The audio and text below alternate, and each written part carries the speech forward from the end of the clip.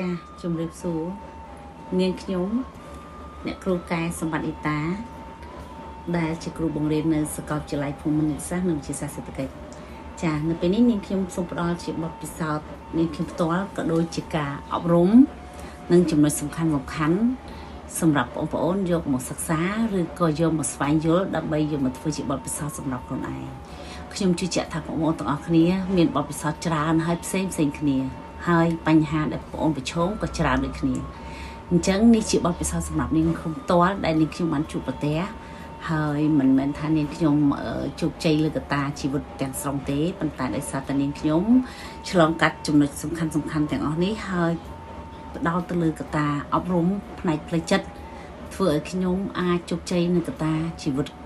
គ្រួសារនៅក្នុងការអប់រំកូនតែមិនប្រកាសថាខ្ញុំជោគជ័យនៅក្នុងជីវិតគ្រួសារសុភមង្គលជីវិតផ្ទាល់ខ្លួនទេក៏ប៉ុន្តែវាជាបទពិសោធន៍មួយដែលខ្ញុំចង់ផ្ដល់សម្រាប់បងប្អូននិស្សិតទាំងអស់គ្នាថាតើយើងទៅជួបបញ្ហាខ្លះនៅក្នុងជីវិតរបស់យើងមុននឹងយើងឈានទៅដល់អនាគតយើងនាពេលបច្ចុប្បន្នឬក៏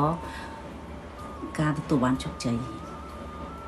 ជាក់ស្ដែងយ៉ាងណាមិញមិនមែនមានន័យថាខ្ញុំជោគជ័យគ្រប់យ៉ាងទេមានន័យថាខ្ញុំអាចឆ្លងកាត់បទពិសោធន៍ជាច្រើនដែលជាឧបសគ្គហើយយកមកធ្វើជាបទបង្ហាញហើយនឹងជាគំរូសម្រាប់បងប្អូននិស្សិតក្នុងការដែលស្ដាប់និងមើលហើយ